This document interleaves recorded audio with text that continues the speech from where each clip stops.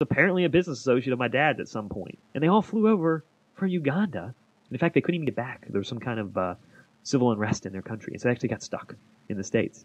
But like a couple months later, I was kind of like coming around, and I'm like, how the fuck do you have people from Uganda at your funeral? And like, I never even met them. Unless you're Ugandan. Yeah, but my dad's not Ugandan. Unless you're Kamala, the Ugandan giant. He's just old school, dude. From WWF. Somehow he moved these people. He helped them enough. I don't know doing what. I couldn't take it. Probably wasn't legal. I'm sure it was really weird. But he moved those people. And like, that's the way I want to die. So. But you've already, how old are you? I'm young. I'm 36. You're 36. And you have to be aware of the fact that you're a smashing success, Matt.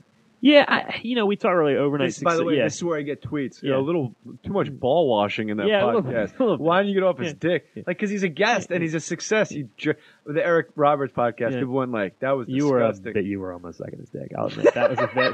That was a bit much. The guy could leave at any moment. Yeah. It's like having a deer in the woods. Any noise, he just takes like, I don't need this shit, and he doesn't need this shit. It's a fucking free podcast. Yeah, that was. But you have to realize. There has to be more. I mean, and you have kids, so I mean, you're done. I mean, everything from this moment on is just bonus. For it's me, Randyland. I have to, as a recovering addict, I have to believe that I'm always about to fail, or I won't keep going. Right. So like, my wife's like your wife. She isn't gonna let me. But are you aware? I know that you're helping people. Yes, very much, and that's what drives me now. I used to get addicted to, and it's other things. Now I'm addicted to helping people. But the addiction of helping people almost becomes a compulsion to give thanks for being able to help people. Absolutely, it evolves. It's like this giant circle that by the time you put your head on the pillow, oh my God! For me, and it was this year that I realized it. I used to want to help people, and I wanted to be the savior. I want to be the one that helps them. And I've realized this year that doesn't do anything. I got to be the guy that gives them the tools and the opportunity to help themselves and change their life. You want to teach them, man. I want to exactly. Yeah, exactly. You know what? We should have people want me to get Father Tim, my priest, on the podcast. You talk about him a lot. I will never let him come on because people will light him up, and the questions will be so disgusting because it's the internet gets involved. Yeah. But I may have to just have him sit down and break it down. The get is, in any church like Monsignor, that's a big deal. The big one. Well, that's you the talk guy. about him that's with the guy, respect. That's the guy you think like actually picks up a phone and talks to God. You've probably gotten people to come to church because you talk about him so much. I've probably driven a few away too. You think so? Oh yeah, definitely. People, it's so polarizing. Like when you talk about Catholicism, and people go like, "How could you?" blank about, I won't even get into it. And other people, I get tweets. Some guy said, heard you talking about Father Tim at St. Monica's. You're on a whole other level now, JJ. Don't even look down. And I retweeted it. And then the next person mentioned me on Twitter, said, are you going to retweet positive stuff about you? Because it's gross. Oh, and I snapped. And I wrote, you guys give me shit because I retweet the haters. And now you're giving me shit for retweeting positive Let's talk about that. It's hard. We do. We talked about a certain radio show that gets a lot of attention because they hate on people. My show, everyone watches my show because it makes them feel better about themselves. I'm the same. I mean, Hoarders are so tragic. It's a train wreck. You're like, well, shit, my life isn't that messed up. Well, I watch Biggest Loser because I'm like, well, I'm not that bad off. No big deal. These their fuckers are huge. And so I always, we do it that, but like, if it's not negative, people don't want to watch it. Yeah. And I mean, you said you do one tweet about something positive and you get wailed on. Yeah, and then people it's just, well, let's do something negative then to keep everybody interested. What's the worst hoard? Oh, here we go. What is? Here we go. What is? This is all people want to hear. An hour in. This is what's the grossest thing? Because every time I watch the show, I go, this is obviously the worst. Yeah. But it's not. It's never the worst. And that... You've said this to me. This week, I wrote you. I said, worst hoard I've ever And I'm like, how could this week be the worst? Because you've probably said that how many times in your life have you said this is the worst? Usually every week now. Until this season, it was 2 or 3 specific houses. And now with this season of Hoarders, and I get the worst of the worst. And so... Why? Because I'm the only one. My job is to clean it no matter what. All are welcome. Yeah, I can't say no. Because if I say no, this person has no more else to turn. So there's other people that work...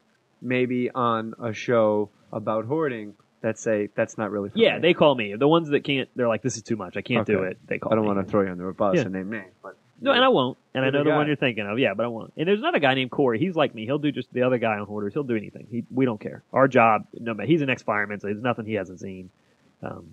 I cleaned up foreclosures in Baltimore and Washington, D.C. before I did this.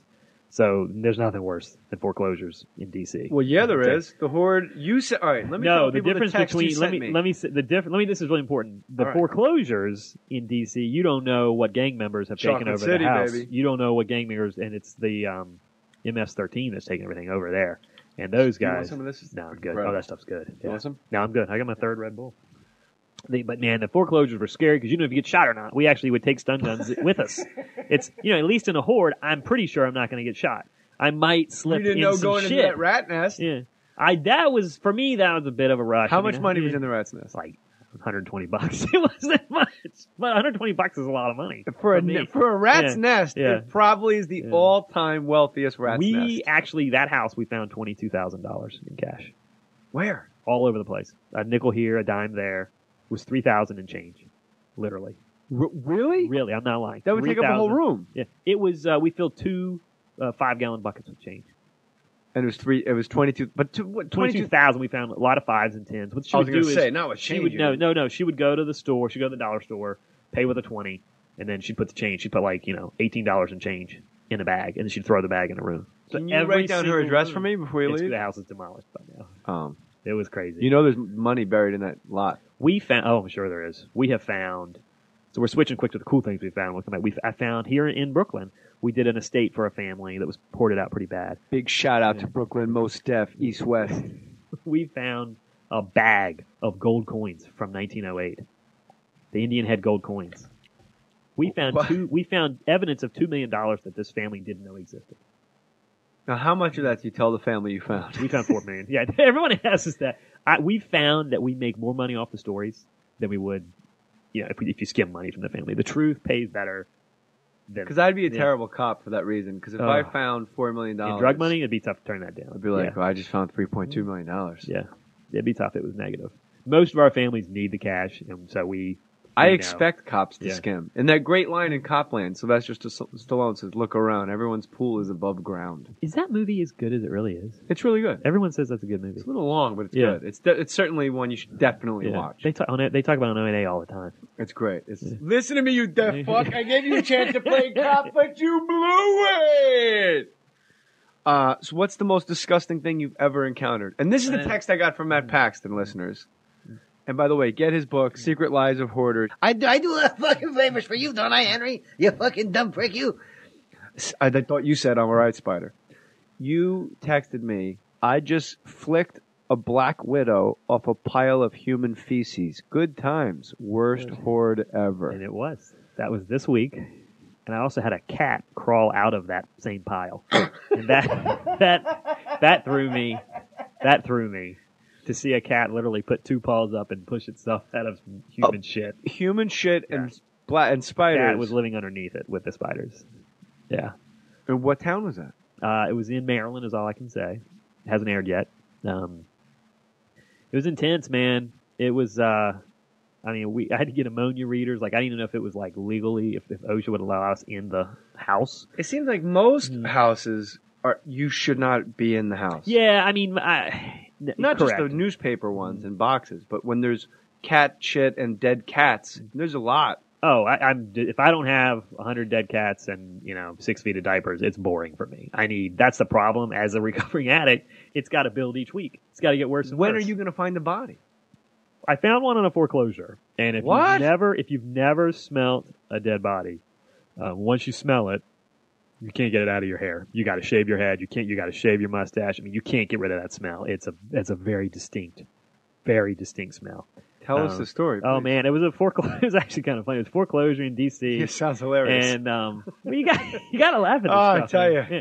So I'm by myself. I was scouting the foreclosures. We would always scout them because it was all Latino families.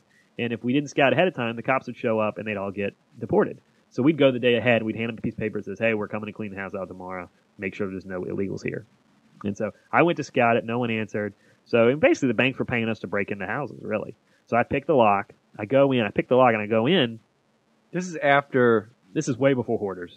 But after your gambling. Oh, yeah. Yeah, I'm just trying to This when you just started your cleaning I'm business. just trying to make rent, man. I'm trying to make Good Friday. And I'm cleaning up houses for banks for almost nothing.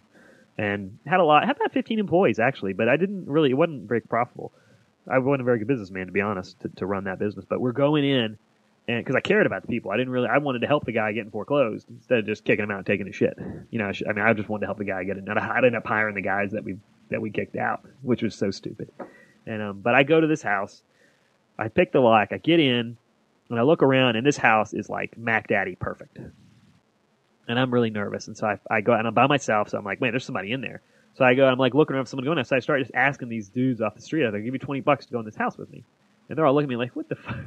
No way. Like, I think they're thinking I'm trying to blow them or something. Right. And, I'm like, come on, let's go. Let's go. Finally get a cable guy, the local cable installer. He's like, yeah, I got you. I'll go with you. And we go in, and it starts to smell, but I didn't know what that smell was. We hit a turn. We get to and there's a dude laid back in a lazy boy, hands back, head back. He had shot himself. And he'd been in there for, probably 5 months, 6 months. Oh, my God. It was intense, man. Intense. Was he mummified? It had dried up a lot. It wasn't. And it was, you could see like the blood had dripped from his hands it was like a solid stream of blood that had solidified. It was awful. And what? You're welcome for that, by the way. That's nice. Yeah. Did he shoot himself in the face? Yes, head was back, mouth. It was awful. And was his head blown apart, or was it oddly intact? There was a distinct hole. Yeah. A big hole. Yeah, it was not big, but it was there. Now, it was awful. Is it when people say like, "Man, it's just like when they do it in the movies," or is it this thing where you No, go, it wasn't that magical. Like No. They'll never be able to do a makeup job. No. Thanks for getting that back in my head, by the way. My friend Billy Mack is a cop, and he said there was a Coca-Cola heiress that lived down in I think we were on 44th Street. He told me this Wednesday. We were driving to a gig. He was driving me over there because I don't have a car in the city, and he said they went. It was reported that she had been killed, and they went because he was a homicide. And when they went, she'd been in there. Not only had she been killed, but she'd been in there he said she was mummified, like she was crinkly, crackly. We hear about hoards all the time. And she was a hoarder. They couldn't get in the door, but it's like that smell you said. Oh, the smell's instant. With the hoarders, though, they actually, we had a guy in Vegas that his wife died. The cops couldn't find him. They thought that maybe the guy did something with the wife. She was in the house. The dogs, whatever the cadaver dogs, couldn't find her. They couldn't smell her. And then 2 weeks later, he tripped over her in his own house and he found her. Was this on the show? Or No. We tried to clean it up, but they didn't want us to help. Yeah, but that was a tense one. For the cadaver dogs, couldn't even find the lady. That's how bad. Those cadaver dogs are. They'll find anything. Yeah, and they'll tell you where a dead body was for an hour. Yeah. Obviously there was a dead body in the suitcase. Yeah, they can't find it. When I worked at Fox Sports, they had bomb dogs. It was after 9/11. You couldn't get into the building. And I said, "How good are these dogs?" And the guy said, "Hey, well," and he handed me a pouch the size of, I don't know, a tin of tobacco, but it was a little pouch and it had gunpowder in it. He goes, "Go in your dressing room and hide this anywhere." And I put it down the sink.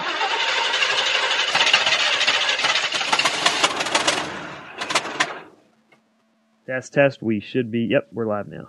Did we get dildos in, Matt? Well, I hope we got the dildos in. We have a technical difficulty. We were left to our own devices. The memory card got full on the recording device. For you tech heads out there, Matt took the memory card out of his own phone.